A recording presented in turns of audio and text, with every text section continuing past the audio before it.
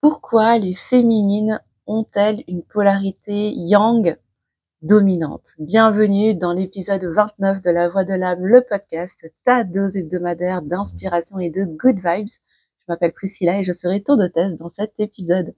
Je suis ravie de te retrouver cette semaine pour aborder un sujet qui me tient vraiment à cœur, qui pour moi est essentiel, vraiment important, tant d'un point de vue individuel que d'un point de vue sociétal, quand on est dans cette démarche d'éveil de conscience, d'unification intérieure, pour créer un nouveau monde, quelque chose, une réalité en tout cas plus harmonieuse dans le collectif.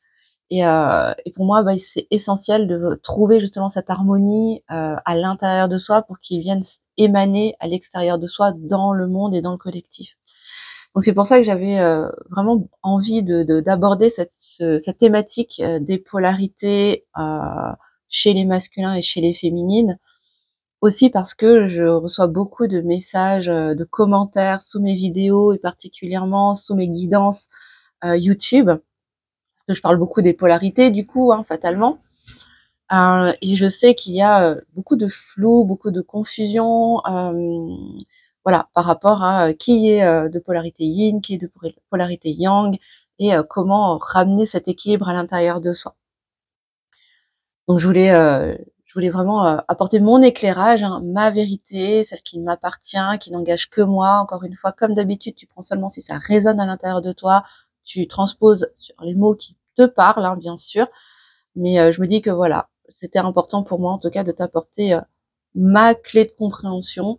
Euh, Pourquoi? Parce que pour moi, ça relève vraiment d'une question de responsabilité individuelle, quand tu es dans cet engagement vis-à-vis de toi-même pour avancer sur ton chemin d'éveil, sur ton chemin d'incarnation, pour devenir justement cet être complet, dans sa complétude, dans son unicité, tu vois, dans cette harmonie avec soi-même, justement dans ses polarités, pour pouvoir ensuite émaner tout ça de soi et créer quelque chose d'autre à l'extérieur, de plus harmonieux, de plus bienveillant, de plus respectueux aussi d'un écosystème dans lequel on vit. Pour moi, c'est très important aussi d'avoir ces clés de compréhension, de comprendre d'où viennent ces mécanismes qui ont créé ces déséquilibres à l'intérieur de moi, qui sont venus blesser mes différentes polarités, mon masculin, mon féminin intérieur. Euh, et qui fait qu'aujourd'hui, je suis peut-être dans des schémas toxiques, des schémas souffrants, qui viennent blesser également mon mental, mon ego, et qui m'empêchent en fait d'être pleinement à l'écoute de la voix de mon âme, pleinement à l'écoute de la vie finalement, tu vois, et dans cette comment dire, dans cet état de relâchement qui permet à la vie d'œuvrer totalement à travers moi, et qui me permet d'être dans cette énergie d'amour inconditionnel, d'amour avec un grand A, si tu veux, et de me détacher de plus en plus de cette énergie de peur qui est finalement limitant et qui m'empêche de réaliser mon plein potentiel dans ce monde. Donc aujourd'hui, je vais aborder le volet des féminines, parce que c'est plus facile pour moi vu que je suis une féminine, bien sûr, mais ne t'inquiète pas, j'aborderai aussi le sujet du masculin à la rentrée. Du coup, je le ferai pas à la suite. Je vais laisser un petit peu de temps. Le mois d'août, je vais le laisser en pause pour moi aussi me ressourcer, me reposer et revenir à la rentrée. Et j'aborderai bien sûr plus tard le sujet du masculin. Donc, pour entrer dans le vif du sujet, pourquoi est-ce qu'à mon sens, hein, dans ma vérité encore une fois, dans mes observations déjà, dans mes observations personnelles, mais également des personnes que j'ai pu accompagner, que ce soit en guidance, en soins énergétiques, mais également dans mes coachings, pourquoi est-ce que les féminines ont souvent, je dis pas toutes, hein, mais souvent, une polarité yang, un masculin sacré dominant. Dans mes clés de compréhension, ce que j'ai pu observer, c'est que souvent c'était en réponse à un mécanisme en fait de protection qui était inconscient, voire même, je dirais même subconscient, tu vois, établi dès tout petit, dès toute petite en fait, hein, dès la petite enfance, voire même, je dirais presque in utero, comme une réponse finalement inconsciente à des stimuli qui nous sont envoyés de façon tout aussi inconsciente finalement, hein, de la part des parents, de la société, des codes, des codes sociaux, des codes sociétaux qui nous sont des conditionnements dans lesquels on baigne, hein, depuis toujours, et même des codes engrammés, tu vois, dans l'inconscient collectif, qui sont bien présents depuis des millénaires, hein. C'est même pas des dizaines d'années, c'est pas des centaines d'années, c'est carrément des millénaires entiers en fait, hein, tu vois. Donc pour te dire à quel point ces codes sont engrammés profondément, à quel point on ne se rend même pas compte en fait qu'on entre en résonance avec ces conditionnements qui viennent créer ces schémas de protection euh, pour préserver quelque part cette comment dire ce féminin sacré à l'intérieur de soi qui quelque part se sent fragilisé, se sent pas suffisamment solide, pas suffisamment sécure pour pouvoir s'exprimer librement de par l'environnement dans lequel on évolue depuis super longtemps. Donc pour moi, c'est vraiment une réponse en fait à ces stimuli qui nous sont envoyés de façon subconsciente, inconsciente, tu vois, et qui font que finalement, on va être beaucoup tourné vers l'extérieur. Alors ça va aussi répondre à un contexte familial, tu vois, à un environnement bien particulier, hein, mais où on est quand même beaucoup invité, conditionné à être tourné vers l'extérieur, à s'occuper de tout et de tout le monde, tu vois, à prendre soin des autres. Hein, ça, je suis sûre que tu vas te reconnaître. Hein, en tout cas, je pense que beaucoup vont se reconnaître hein, dans ce tableau-là. Encore une fois, c'est pas une généralité. Enfin voilà, je mets pas tout le monde dans le même panier, bien évidemment. Hein, mais moi, c'est vraiment ce que j'observe depuis mon prisme à moi. Donc voilà, on va souvent être tourné vers l'extérieur, à s'occuper de tout et de tout le monde, mais souvent en oubliant de s'occuper de soi, en oubliant de s'occuper de son monde intérieur, en oubliant de s'interroger sur si ça nous convient véritablement, si ça répond à nos véritables besoins, nos véritables envies, tu vois. Être un petit peu dans ce schéma de sacrifice finalement, tu vois, qui paraît complètement naturel puisque ma mère a fait la même chose, ma grand-mère on a fait tout autant, et puis mes ancêtres, mes lignées féminines, pareil. Donc finalement il y a pas de raison. C'est le seul modèle que j'ai toujours connu, donc il y a pas de raison que je reproduise pas la même chose, tu vois. Sauf que je me rends compte, j'ai toujours senti personnellement depuis toute petite que quelque chose sonnait faux, il y a quelque chose qui était pas juste en fait, et j'arrivais pas à mettre de mots dessus, je comprenais pas, ce qui a fait de moi un peu la rebelle de la famille, et qui fait de moi toujours la rebelle de la famille finalement, parce que je fais jamais rien comme tout le monde en fait, hein, comme les autres estimeraient que je devrais faire. Mais bon, c'est comme ça, c'est ok, mais parce que je sentais bien au plus profond de moi qu'il y avait quelque chose qui n'était pas ok. Et pourtant, ça m'a pas empêché de reproduire pendant des années et des années hein, ces schémas-là. C'est pas pour rien que je suis devenue infirmière quand même, et que j'ai été infirmière pendant... je suis infirmière depuis 15 ans, hein, même si je suis plus en activité aujourd'hui. C'est quelque chose qui fait partie de moi, et c'est pas pour rien en fait. Hein, je pense que c'est aussi en résonance avec, tu vois, ces mécanismes qui sont venus protéger quelque part une part à l'intérieur de moi, et je pense mon féminin qui n'était pas suffisamment en sécurité, qui ne se sentait pas en sécurité totalement pour pouvoir se déployer, pour pouvoir s'exprimer, parce que le contexte extérieur autour de moi ne me permettait pas de sentir cette sécurité à l'intérieur de moi. J'y reviendrai tout à l'heure, cette notion de sécurité intérieure, parce que c'est un point qui est essentiel à mon sens, hein, dans ce que j'en ai compris. Donc finalement, souvent, ces féminines, elles se retrouvent à gérer beaucoup de choses, voire même dans leur vie, à devoir tout gérer, peut-être porter une famille, porter beaucoup de choses sur leurs épaules. Et donc, en fait, moi, quand je fais le parallèle avec les blessures de l'âme, pour moi, ça vient entrer en résonance avec notre blessure d'abandon, pardon. Parce que beaucoup de féminines, finalement, se retrouvent comme blessure de l'âme, avec une blessure de l'âme dominante, la blessure d'abandon. Parfois le rejet aussi. Mais beaucoup la blessure d'abandon, justement d'avoir été laissée un petit peu toute seule à devoir tout gérer, tout porter. Peut-être aussi parce qu'elles l'ont bien voulu, hein, quelque part.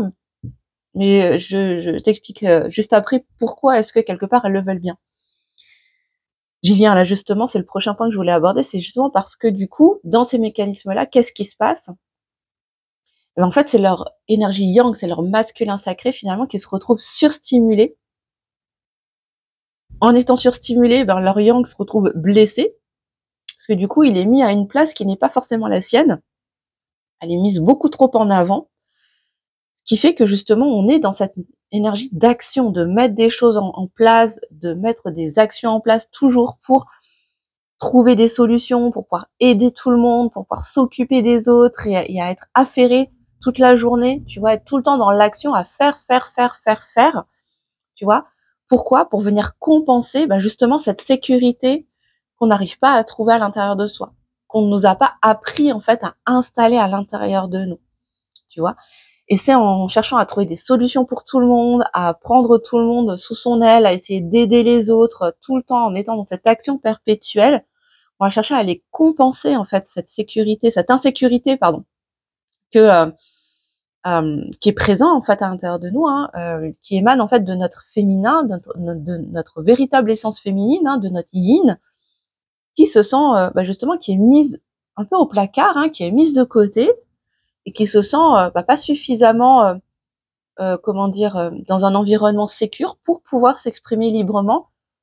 Et donc elle reste de côté, elle aussi en fait, hein, elle est refoulée, tu vois, au profit d'un yang qui est lui blessé parce que surstimulé en réponse justement à ces stimuli qui nous ont été envoyés, à cet environnement peut-être insécure aussi qui nous a demandé de prendre de la place, hein, de mettre un peu nos émotions peut-être de côté en nous autorisant pas à les exprimer, tu vois. Je te donne mon exemple personnel où moi j'avais pas vraiment de place, même pas du tout en fait, hein, pour exprimer finalement mes émotions, ce que je pouvais ressentir, ce dont j'avais envie, ce dont j'avais besoin, ce qui était juste ou non pour moi, tu vois. Je n'avais pas d'espace en fait pour l'exprimer.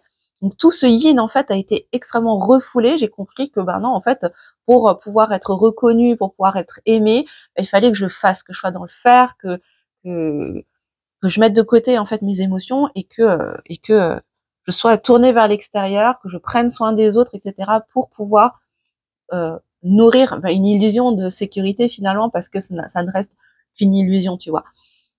Et donc ce qui se passe, du coup, ça nous donne des profils plutôt indépendants. Hein. C'est pour ça qu'il y a beaucoup de femmes aujourd'hui qui sont, en tout cas, qui donnent l'impression d'être extrêmement indépendantes ou en tout cas qui recherchent cette indépendance absolument.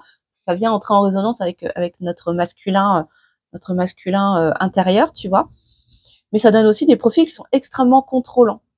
Parce que quand on est dans ce contrôle de tout et de tout le monde autour de soi, de notre univers extérieur, ça nous donne l'illusion en fait que notre monde intérieur est maîtrisé. Sauf que c'est un gros bullshit en fait, hein, c'est une grosse supercherie en fait de notre mental. Parce qu'en vérité, ça ne vient que donner l'illusion d'une compensation. Mais en vérité, notre monde intérieur est complètement insécure. On est totalement flippé à l'intérieur de soi. On n'est absolument pas dans cette stabilité que l'on peut laisser paraître à l'extérieur de nous, parce qu'on est totalement dans notre vulnérabilité en fait intérieurement. Et pour se protéger justement cet état de vulnérabilité, on va surstimuler notre masculin sacré.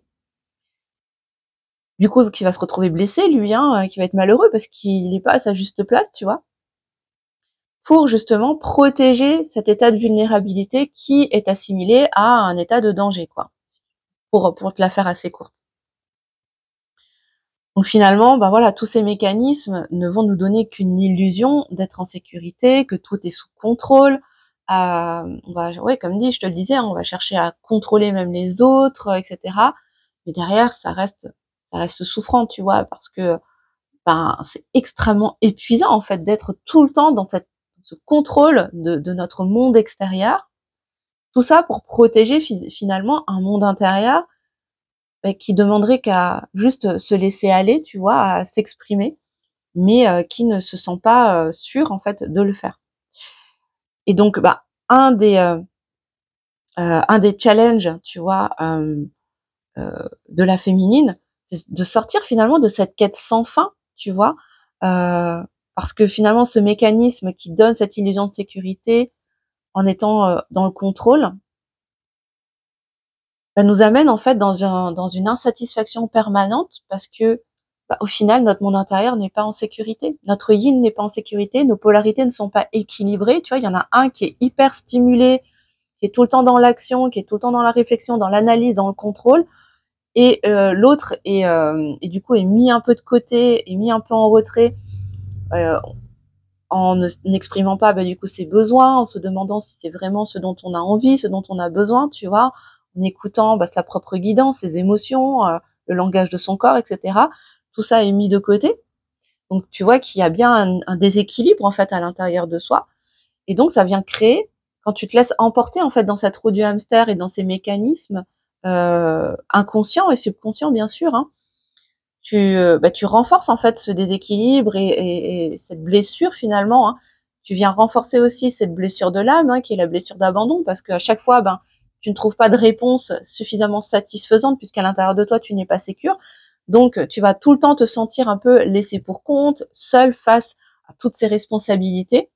Et donc, ça vient, c'est un peu comme du coup, on est dans un cercle vicieux, hein, où tous les effets pervers viennent se nourrir les uns les autres et dans lesquels tu ne sais pas comment sortir. Et moi, comment est-ce que j'ai compris les choses en travaillant à l'intérieur de moi, quand j'ai pris conscience finalement de cette insécurité intérieure, j'ai compris que finalement, ce qui m'était demandé, c'était pas tant d'être dans un mouvement de l'intérieur vers l'extérieur, mais c'était plutôt comme j'étais beaucoup tournée vers l'extérieur, c'était de revenir dans un moment qui allait de l'extérieur vers l'intérieur de moi. Tu vois? Pourquoi? Pour revenir finalement dans mon centre. Parce que pendant tout ce temps-là, pendant toutes ces années, en fait, je m'étais décentrée. Je m'étais décentrée vers l'extérieur, tu vois? Je m'étais désintéressée finalement de ce qui émanait du plus profond de moi-même. Et en fait, ce qui m'est demandé, ce n'est pas de m'extérioriser, mais plutôt de revenir dans ce yin, revenir dans cette intériorité pour ramener cet équilibre et que chacun soit sur le devant de la scène à sa juste place. Je sais pas si tu vois l'image. Et donc de plus me prioriser, tu vois, pour apporter cette sécurité intérieure, non pas depuis l'extérieur, tu vois, à travers un couple, à travers ton autre en fait, hein, la personne de ton cœur dans laquelle tu vas peut-être placer ta sécurité dans cet homme, dans ce masculin à côté de toi, peut-être à travers ton travail, à travers ta famille, à travers la société, tu vois, tous ces éléments qui sont à l'extérieur de toi, mais plutôt de ramener cette sécurité depuis mes propres ressources intérieures, depuis un espace d'amour de soi. Car oui, en fait, la plus grosse blessure originelle que portent les féminines, elle se trouve dans sa difficulté à être dans l'amour de soi. Dans sa difficulté à croire digne, qu'elle est digne d'être aimée. Juste en étant elle-même, telle qu'elle est, sans avoir à rien faire d'autre. Je sais pas si ça résonne en toi, mais moi, ça a été un gros clash, en fait, à l'intérieur de moi, quand j'ai réalisé ça, tu vois. J'en avais pas conscience pendant des années, je ne comprenais pas. Et quand j'ai mis le doigt sur cette blessure originelle qui était que tout ce temps-là, en fait, je ne me sentais pas digne d'être aimée juste en étant qui je suis, dans mon unicité, dans ma véritable nature, sans chercher justement à me dénaturer, à me tamiser, à me cacher derrière des personnages pour convenir, tu vois, à certaines attentes, à une image que l'on voulait de moi, etc., que ce soit dans la famille, à travers les relations familiales, amicales, sociétales, professionnelles, peu importe. Moi, ça a été une grande prise de conscience, en fait, de réaliser ça, tu vois. Et finalement, je n'avais pas besoin de faire tout le temps et de m'autoriser aussi à juste être qui je suis, tu vois. Et ça, c'est hyper challengeant parce que ça demande de briser aussi des schémas qu'on a connus depuis tout petit, toute petite, qui ont été instaurés donc, inconsciemment, dans le subconscient, par nos parents, qui eux-mêmes n'ont même pas conscience en fait qu'ils nous ont envoyé ces messages-là, tu vois, qui ont généré ces mécanismes de protection. Parce que finalement, cette petite fille intérieure, elle se sentait en insécurité, elle se sentait, elle avait peur en fait, elle se sentait en danger si elle s'autorisait à être telle qu'elle est. Tu vois, dans sa vulnérabilité, dans sa sensibilité, dans l'expression de ses émotions, de ses sentiments, sans avoir peur d'être abandonnée, d'être laissée pour compte, d'être rejetée, d'être moquée. Tu vois ce que je veux dire? Et tout ça, ça vient aussi toucher ce besoin d'aller chercher la reconnaissance aussi de l'autre à travers tout ce qu'il fait pour tout le monde. Et simplement, en fait, de s'autoriser à être aimée en s'aimant elle-même, tu vois, en revenant encore dans son centre, en s'autorisant à s'aimer soi, simplement pour ce que tu es, pour ce que je suis, pour que tu puisses envoyer aussi ce message aux autres et à l'autre que moi je m'aime suffisamment telle que je suis, donc je suis prêt ou je suis prête à ce que tu m'aimes aussi comme je suis, telle que je suis, comme moi je t'aime en fait, telle que tu es, sans que je te demande de faire ou d'être qui que ce soit d'autre ou quoi que ce soit, tu vois? Et ça, c'est vraiment très, très dur pour les féminines. Faut bien comprendre ça, que c'est vraiment difficile parce que c'est un gros travail intérieur déjà de prise de conscience, de poser de la conscience sur les schémas dans lesquels on a évolué depuis peut-être 20, 30, 40, 50 ans, tu vois? Et voir comment est-ce que je peux commencer à tirer la pelote de laine pour défaire ces schémas, tu vois? Mais je pense que déjà en ayant mis de la lumière dessus, en comprenant en fait où sont les zones d'insécurité, comment ce déséquilibre s'est créé, déculpabiliser aussi, tu vois? De se dire: «Bah, ouais, ben, ouais, moi aussi j'ai bien voulu rentrer dans ce schéma-là, mais parce que je me rendais pas compte finalement», tu vois? Je me rendais pas compte que, ben, quelque part en laissant mon yang se surstimuler comme ça, bah, j'autorisais pas en fait mon masculin à rétablir son équilibre, tu vois, en face. À lui revenir dans son yang, à apaiser son yin, tu vois ce que je veux dire? Parce que si, dans une relation de couple par exemple, toi tu es surstimulé dans ton masculin, ben dis-toi que l'autre en résonance va surstimuler son féminin pour que les choses tiennent à peu près, sauf que le problème c'est que ça tient jamais très longtemps, quoi. Ça peut durer quelques années, mais à un moment donné, on finit par s'épuiser et je pense que c'est ce qui fait que beaucoup de couples aujourd'hui ne tiennent pas sur la longueur parce que justement, il y a ce déséquilibre énergétique qui fait que chacun ne peut pas occuper sa véritable polarité. Les masculins n'ont pas d'espace pour incarner véritablement leur masculin sacré dans l'équilibre de leur polarité et nos féminines, on n'a pas l'espace pour occuper notre véritable féminin sacré dans l'équilibre de nos polarités. Et à mon sens, je pense que c'est ça qui crée aussi beaucoup de schémas toxiques avec tous ces effets de compensation intérieure et extérieure aussi. On va aller chercher dans l'autre la compensation de nos propres insécurités, de nos propres carences. Or, je pense que dans un couple équilibré et sain, on n'a pas besoin d'aller chercher chez l'autre, en fait, ce qui nous manque puisqu'on est capable de se l'apporter à soi-même.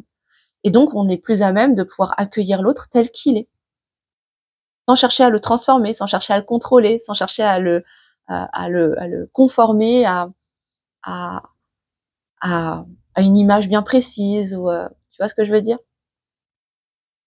Donc tout part de soi, tu vois? Et nous, féminines, bah, notre plus gros challenge, c'est de revenir dans notre centre, tu vois? De cesser de donner la priorité tout le temps au faire dans l'extérieur et de savoir revenir à l'intérieur de soi. Alors qu'est-ce que ça veut dire aussi, revenir dans son centre? Parce que je t'en parle beaucoup là depuis tout à l'heure, mais qu'est-ce que ça veut dire revenir dans son centre? Bah, finalement, très concrètement, bah, c'est peut-être prendre ses propres décisions en partant de ses propres besoins, de ses propres envies. De tout le temps te demander finalement, bah, tiens, cette décision, est-ce qu'elle part depuis mes envies profondes, de ce que j'ai vraiment, vraiment envie d'être, de faire ou de créer, d'un véritable besoin profond, ou est-ce que c'est en résonance avec ce que l'on attend de moi à l'extérieur? Tu vois, juste se poser cette simple question, déjà, ça peut tout changer. Et moi, je t'invite vraiment à te poser cette question féminine si tu te reconnais, en tout cas, dans ce que je te partage depuis tout à l'heure. Moi, ça m'a beaucoup aidé et ça m'aide vraiment beaucoup aujourd'hui pour ramener cet équilibre à l'intérieur de moi. Alors, je dis pas que c'est totalement équilibré, hein, bien sûr, parce que, ben voilà, hein, c'est pas en 2 ans, c'est pas en 6 mois, c'est pas en 1 an que tu vas réussir à ramener cet équilibre complet en toi, alors que ça fait 30, 40 ans, que tu te traînes des schémas dysfonctionnels, en toi. Tu te doutes bien, hein. C'est un pas après l'autre, tu vois? Work in progress, mais c'est OK. Donc c'est vraiment partir de toi, de tes propres besoins, de tes propres envies, de ce que ton corps t'envoie comme information, de ce qui est juste ou non pour toi aussi, tu vois? De connecter, en fait, les émotions aux sensations physiques. C'est beaucoup ce qu'on voit aussi en libération émotionnelle, hein. De connecter, en fait, les câbles, tu vois? De connecter les fils entre tes émotions et comment est-ce qu'elles se transposent, comment est-ce qu'elles se traduisent, en fait, dans ton corps physique, tu vois? C'est un exercice qui est difficile au début, hein, c'est normal, parce que ça demande de lâcher cette part contrôlante à l'intérieur de soi pour, plutôt que d'être dans le contrôle, aller dans une maîtrise, tu vois? Dans une maîtrise des choses, dans le respect de ce qui se joue à l'intérieur de soi, tu vois? Pour venir apaiser ce masculin qui a été pendant trop longtemps blessé, trop longtemps mis au devant de la scène, tu vois? Un peu, malgré lui là, qui a travaillé un peu de force, heu, comme si tu surstimulais un organe, tu vois? Et qui tournait, qui chauffait, beaucoup trop, et revenir un peu plus dans ton yin, parce que moi je reste persuadée que les féminines sont des vrais yin, mais refoulées, blessées, tu vois? Parce que dans notre propre nature, moi je pense profondément que, là où on est vraiment très forte, c'est dans lorsqu'on se connecte en fait à nos émotions, lorsqu'on se connecte à notre sensibilité, lorsqu'on se connecte à notre intuition, à notre guidance intérieure, notre pouvoir créateur féminin, tu vois? Et pour cela, ça demande aussi que notre masculin puisse instaurer cet espace sécure à l'intérieur de nous, pour que notre féminin sacré, notre yin puisse danser librement à l'intérieur de ce cercle masculin sécure. Comment est-ce que tu peux y arriver? En travaillant ton ancrage, en activant ton chakra sacré. Pour ça, il y a plein de façons de le faire. Tu peux simplement te prendre 5 minutes, de méditation, tu vois, en te concentrant sur ton chakra sacré et en l'activant, en le ressentant, en envoyant tes racines dans la terre, tu vois? Il y a des exercices, des pratiques également, spirituelles qui peuvent aider à ramener de la sécurité à l'intérieur de toi, tu vois? Peut-être, pourquoi pas, faire de l'EFT également, hein, avec, tu vois, ces points de pression, avec ces tappings, ces tapotements sur différentes parties du corps, tu vois, en prononçant des affirmations pour t'aider à ancrer aussi cette sécurité à l'intérieur de toi. Mais surtout en allant regarder en toi, en fait, où se jouent les zones d'insécurité. Comment est-ce qu'ils se sont manifestés dans ces mécanismes de défense? Et peut-être à les libérer également au niveau transgénérationnel, même si tes parents sont toujours en vie, tu peux toujours aller libérer au niveau transgénérationnel, en énergétique, tu vois, pour pardonner et te pardonner, en fait, d'avoir, joué ce rôle. Aller contacter également ton masculin sacré et ton féminin sacré pour avoir une conversation intérieure et ramener de l'équilibre et du dialogue à l'intérieur de toi. Tu vois, toutes ces clés, moi, je les propose en séance, bien sûr, en accompagnement, en séance individuelle, en consultation, et je les propose parce que moi-même, en fait, je pratique tout ça, heu et je vois, en fait, à quel point ça me permet de revenir dans ma puissance. Ça me permet, un pas après l'autre, en fait, de ramener cet équilibre entre mon yin et mon yang, et de faire en sorte de sortir un petit peu de ce personnage de garçon manqué qui, il y a encore quelques années, disait: «Ouais, mais moi, de toute façon, je suis un bonhomme, je peux tout porter, je peux tout supporter, je peux tout gérer toute seule». Ben non, en fait. En fait, non. J'ai le droit aussi, de me poser, de me reposer et d'avoir, envie de laisser sa part, en fait, au masculin pour, jouer son rôle pleinement, pour que moi je puisse jouer pleinement mon rôle de féminine, là où je suis vraiment dans ma pleine puissance, dans mon plein potentiel, pour que l'autre puisse être dans son plein potentiel. Et je pense que c'est je pense que c'est dans ma responsabilité, en fait, de commencer par mon propre monde, ma propre réalité. Et je pense que si on fait tous ça, chacun à notre niveau, on va pouvoir densifier cet égrégore, tu vois, pour qu'il puisse se manifester aussi dans le collectif. Donc c'est pour ça aussi que je voulais vraiment t'apporter ces clés de compréhension, aujourd'hui dans cet épisode, sur, la féminine et son yang surstimulé, son yang dominant, qui est en vérité un yang blessé, surstimulé, qui demande simplement à revenir dans sa juste posture pour laisser le yin danser à l'intérieur de ce cercle de sécure intérieur depuis son centre, pour ramener l'harmonie à l'intérieur de soi et à l'extérieur de soi. Donc j'espère vraiment que cet épisode, t'apportera, des éclairages, pour ton propre cheminement intérieur. Je te remercie beaucoup de m'avoir écouté, jusqu'au bout. Je te fais des gros bisous. Prends vraiment soin de toi, parce que le monde a besoin, grand besoin de ta lumière. Je te dis à la semaine prochaine. Ciao, ciao.